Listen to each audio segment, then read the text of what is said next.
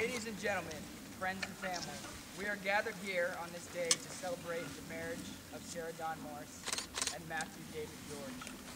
In the years that they have been with each other, their love and understanding of the other has grown and matured, and led them to decide to continue their lives together, not as boyfriend and girlfriend, but as husband and wife. Before I begin the ceremony of vows, I've been requested to share before you all the story of how these two beautiful people first met and grew to love each other. Sarah and Matt had known each other as friends for several years, but were never able to connect because of timing and each of them being in other relationships. It came to pass that Sarah revealed to Matt that she had never been taken on a real, honest-to-goodness date. Well, Matt would hear none of this and insisted that it was the duty of a real man to take his lady on a proper date. Sarah asked him if he knew of any real men who would do this for her, to which Matt replied, "There sure as hell is. Go on one with me and I'll give it my best shot."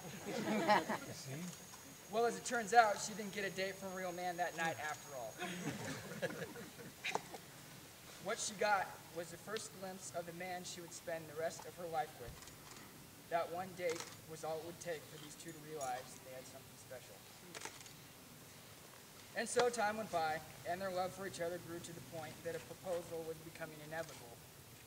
Matt refused to be cliché about the affair and wanted the occasion to be spontaneous and special. He realized at the same time that Sarah was no fool and would be suspicious if he made his intentions too obvious.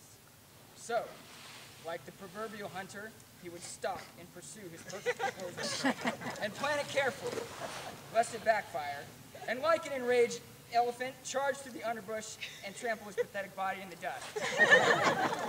But I digress.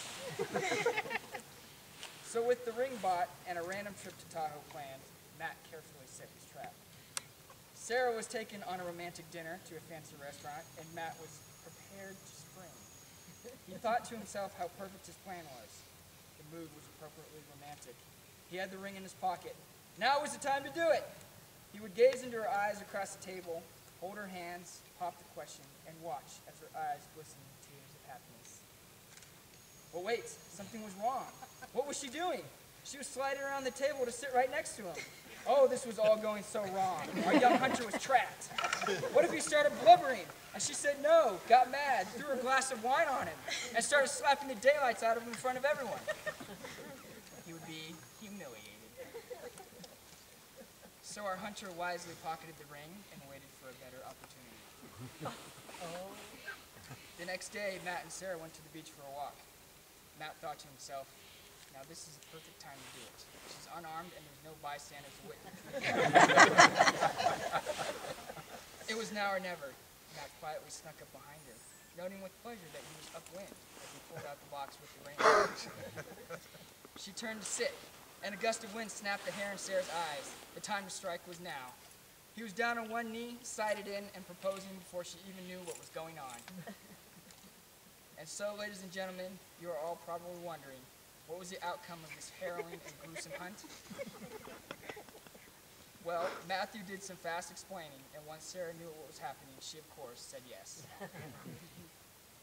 And now, after that exciting but completely factual and truthful account, we continue to the vows. Matthew George, do you vow to henceforth and always devote all that you are and give all the love you have to give to Sarah from this day forward and forever, to love her, comfort her, and hold her closest to your heart forever and always? Sarah Morris, do you vow to henceforth and always devote all that you are and give all the love that you have to give to Matthew, and to share with him your dreams, laughter, and spend the rest of your life with him, and to be truthful and faithful to him for as long as you both shall live? By virtue of your marriage, you are creating a bond which will enable the two of you to overcome life's many challenges. Your rings will serve as an outward symbol of your love and devotion. Each ring is continuous, and placed together represents the symbol of eternity, which in turn represents the love you share with each other.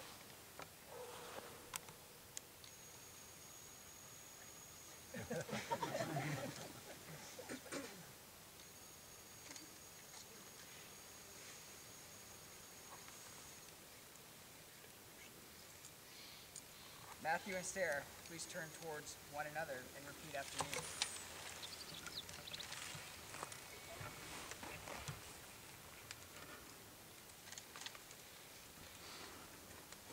I, Matthew David George, I, Matthew David George, take thee, Sarah Dawn Morris, take thee, Sarah Dawn Morris, to be my lawful wedded wife, to be my lawful wedded wife, to love, honor, and respect, to love, honor, and respect, from this day forward. from this day forward. With this ring I do wed. With this ring, I do wed. I, Master. I, Sarah Dawn Morris, I, Sarah Dawn Morris, take thee, Matthew David George, take thee, Matthew David George, to be my lawful wedded husband, to be my lawful wedded husband, to love, honor, and respect, to love, honor, and respect, from this day forward. from this day forward. With this ring I do wed. With this ring I do wed.